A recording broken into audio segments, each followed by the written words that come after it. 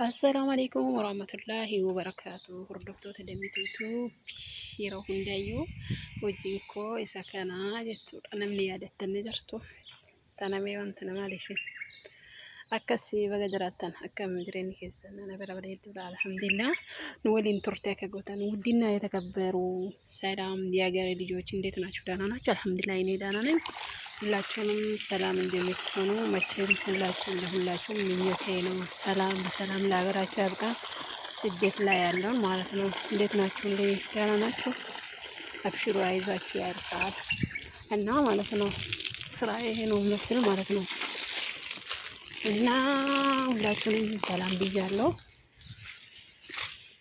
መቼም መተናን ያግዛለን ምናምን አትሉም እንግዲህ ማለት ነው። ጠንክሮ hojii koo kana fakkaata isa kana yeroo hundayyuu turtiin waliin godhaan waliin bashannanaa yaada qabdanis nuu kiraa hedduu bashannanaa akka kanarra bareedus isin daawwachiifna.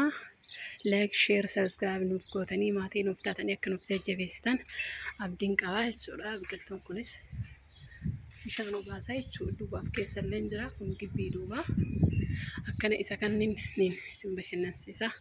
Nu waliin akka turtan abdii isinirraa qabaa isinan jedha. Yaa hundi keessanuu jireenya biyya ormaa keessatti muudannoo namni dhabuun jiru na fakkaata. Mee yaada qabdanii nu wajjin turtii gaarii godhaa isinan jedha. Iddoo aan daawwadhaa jiru kanallee nu waliin daawwadhaa isinan jenna.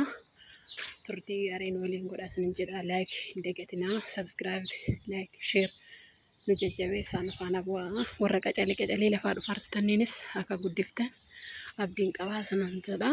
እንግዲህ ijoolleen baadiyyaa ni yaadattu jedhee yaada. Namni akka koo baadiyyaa taatan kana fakkaata jireenyi baadiyyaadha. Wanti hin jirre hin jiru nu biraa isinan jedha. Akkasitti nu faana turaa hedduu babbareedduu biqiltuu babbareedduu akkanaa kanneen ishee kanneen bishaan obaasutti hojiin kamiyyuu taanaan ስራ ክቡር ነው የሚባል ነገር አለ አይደል? እና በቃ እንሰራለን ማለት ነው። kun ደግሞ ማለት ከቤተኔ ማንጎ jechuudha. ጊዜ meeqa anoo aduu yeroo ba'u hundayyuu yeroo kamiyyuu sa'aatiillee hin qabu. Firiin isaadhuma isaanitti kana fakkaata jechuudha. Guru maashaallah sa maashaallah tabaaraka rahim maashaallah kana fakkaata jechuudha. Hojiin koo jechuudha. Hundi keessanuu akka itti gammaddan abdiin qaba. Guru maashaallah tokko isaa kana jechuudha. Kana fakkaata. እና akkana laffaate moodee soo nyaatte jechuudha. Nama gammachiisaa baay'ee tokko akkasii kana fakkaata. Gaafa tokko guyyaa gaafa tokko muudannoo na muudatee isiniif ibsaa jechuudha. Iddoo akkanatti gibbii kana yeroo jalqaba yeroo dhufu saratanyaa qaxaranatanii beekanii saratanyaa qaxaratanii beekanii ani maal beeka jettee yaadda'edha. Gaalatu galaa beektaa yeroo jalqabaatiif yeroo aan gibbii kana keessa dhufu gaalatu galaa jechuudha. Gibbii kana jechuudha. Amma wanti hundinuu jiru jechuudha. Gaala gala jedha. Achi yeroo jalqaba dhufee fi bofa argee na ajjeesti. Fiigichaa yoo oldee bofni boollenni bu'e. Achi sodaadhe. Bofa jiraan qulqulleessa jedheen. Maal hojjaree naan jedhan afaan illee beekuu waan kana jedhee fiigee itti mul'isu tokkocha bichaa arge. Lama isaatiin wal bira jira. ከዛ ማለት ነው ባባይቼ እዚህ ውስጥ የትምር ውስጥ ተቀምጧል ማለት ነው። ከዛ በጣም ጨንቆኝ ነበር፣ ግን ያው ያን ሰዓት አልተገኘም። ቆርቼ ሲቲ ቢፈኒ በሌሳኒ ደባተኒ ወላሂ መንለ የሮ ጀልቀባሰኒ ያ ረቢ የኡስዋጥ መገረብ ይያገለ ይዳቱሬ ማን ጎነረ አልሐምዱሊላህ የሮ ቢያ ባይን ዋሂዱት ወጪ ሄዱት ኤባያንተ እቲ ሰበረኒ ኢጥፍሰኒ ጅረ ነብይ አሩማ ተራቱላ እንዶም Iyyaan kiyya keessatti wallaahi halkan takkallee buna jedhee iyyaannee jiru yeroo dhufee kan akka dhufe waan hin jenne afara waan ta'eef jechuudha. Hundaa garuu dandeenya alhamdulillah dhangeenye irraa eenyu muudannoo akkanaa kana namni qabu namni bofa argee akka nama bofan beekneeti dheessame bofni biyya naati bofni biyya keenyas garaagara an bofa dheeraa akkasii argeen beeku jechuudha. Wallaahi dhugamaan isiniin jedha. Kaza bofa sana argee gibbiin qulqulleessuu jedheen gibbiin qulqulleessuu jennaan na waliin gabbaataadhattiin xiyya qulqulleessaa turte jechuudha. Yeroo isin na waliin qulqulleessu sanillee allukuma jala bichaa of laala jechuudha. Hojii takka illee qalbiin hin hojjedhu. Wallaahi amma kana keessa fa'a jechuudha. Kaata qulqulleessuu dhiiseef sodaadhee jechuudha. As jala kun waan akkanaa kana jalan gala. Dura dammoo haga afaan baradhee jedhe nama gaafadhee maal jedhaan jedheeni hin qulqulleessu jedheen namni kiyya waan akkanaa kana sodaattanii jirtan jirtu. Laalamee waan kana wanta kana jala galabaa kana wanti kun gubbaa gajjigaa galabaa kana jala waan akkanaa kana jira. Wallaahi sodaadhee boofa keessa argee sodaadhee akkana taa'aa gin gaafa galuun namitti na qulqulleessisiiftee hin beeku gin galuufillee dhiyaadhee jira inshaallah rabbiin jedhe. Wallaahi sodaadhee jira mee yaadii keessan naaf irraa koomentii jalatti maal naaf jettan. Boofa argee as jira kana qulqulleessu sodaadhee lafti duwwaan tana fakkaata jechuudha. Inni dammoo kana fakkaata. Anammoo sodaadheetu min jira. Inni kana fakkaata. Isa kana hoo nyaattanii beektanii warri nyaata maanni garuu ani hin beeku dhugaa dubbachuuf. Hin beeku garuu maam nyaatan faayidaan isaa maali jenna maa'aaraf fi xaa'ama maa'aaraf naan jetti haadhattiin jechuudha. Akkasii ammaa namni nyaattanii beektan himaa koomentii keessan garaa yeranaaf isiniif jedha akkuma kana fakkaataa jechuudha. Bara darbee maangoon kun hundi isaatu sirri dhalee ture. Bara kana dammoo dhalee jechuun hin goggoge. Yaa Rabbi du goggogee badee jedha gida. Odoo kiyya taate garuu akkas jedha maal akka ta'e hin beeku. Osoo goggogee badee jedha beektanii wallahi garuu gin garaana nyaata amma damma. Anna akkas isiniin jedha osoo isin taate maal gootan ammoo dennoo akkanaa kana qaba. Wallaahi namni akka kiyyatti garuu waan akkanaa mudatee hin jira jedhee yaadu beektanii gibbii keessaaf duubattillee hojiin kiyya kanuma jechuudha. Duuballee kan bishaan kana baasa waan hundayyuu hojjedha jechuudha.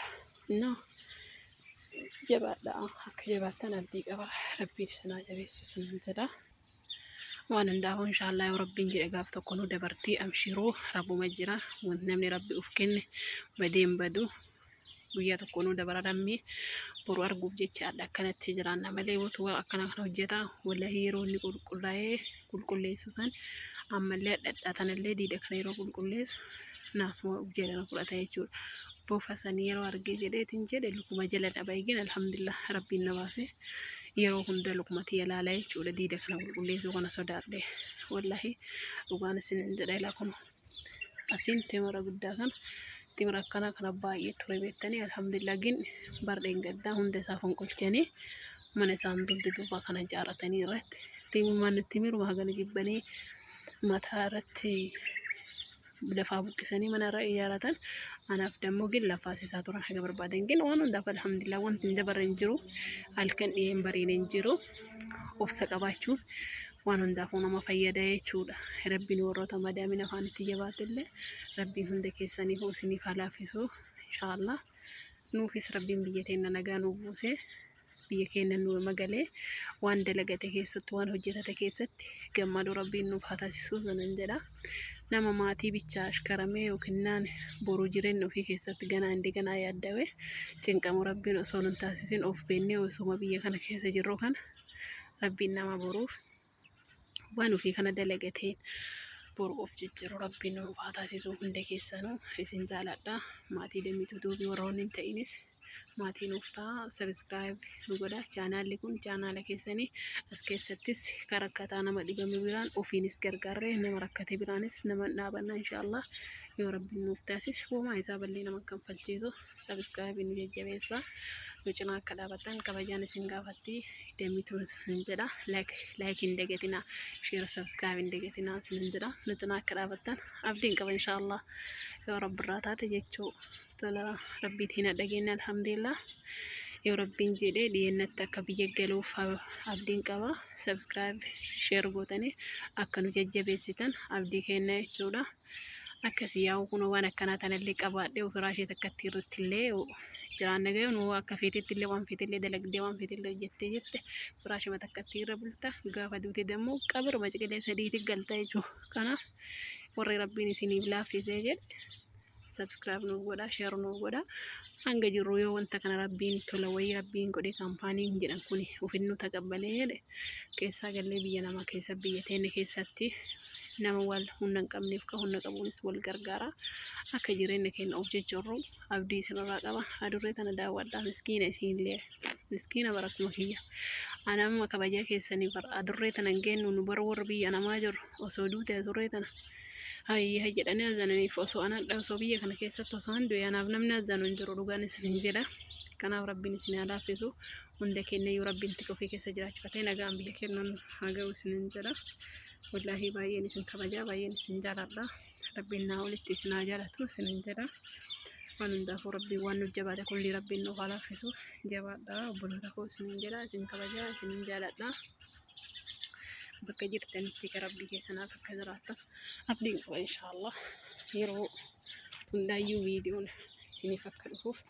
subscribe laakiin hundagatinaa nu jajjabeessaa nu jiraan rawadhaa isinin jedha jechuudha ani yeroo hunda biqiltuu babbareedduu tanne akkana bishaan obaasaa na waliin turte akka gootan yaada kootis waan bakka dogongora qabus sirreeffadhu nuufis jajjabaadhu nuus jajjabeesse akka jettan abdiin qaba inshaallah isinis naaf jabaadhaa isin jedha hunda keessanuu isin kabaja isin jaaladha akka abaangoo kanaatitti abaabaa lalisaa guddadhaa isin jedha hundi keessanuu rabbiin warra nagaa jiraatee biyya keenya galuu nuuf haa taasisu isinan jedha hordoftoota dammituutu subscribe share like nan dagatinaa nu cinaa dhaabadhaa isinin jedha fuuldurri keessan haayifuu ifa fuuldurri keenya inshaallah afaan rabbiitii nu jajjabeessaa nu cinaa dhaabadhaa like subscribe share nuuf godhaati maatii keenyaaf warri taatan nu jajjabeessaa yoomiyyuu taanaan wal cinaa jirra wal bira jirra warroonni maatiin ta'inis maatiin nuuf taatanii akka nu cinaa dhaabattan kabajaan isin gaafannaa seenaa babbareedduu seenaa oromoo baay'ee waan beeknurraa wal barsiisa mammaakaa hiphoowwan bifa hedduu qabuun isiniif dhiyeessaa anis jechuudha anuu waa hedduun hin dhagayaa isan jechuudha kan abbaan koo nama guddaadha isarraa barnoota hedduu waan baradheeru isin barsiisa subscribe share like nuuf godhaa maatii nuuf ta'a jajjabeessaa jiraadhaa horaa lalisaa isiniin jetti dammituutu naaf jiraadhaa horaa lalisaa hundi keessanuu hamaan isin hin argin nagaan biyya keessaniin isin haa ga'u isiniin jedha hordoftoota dammituutu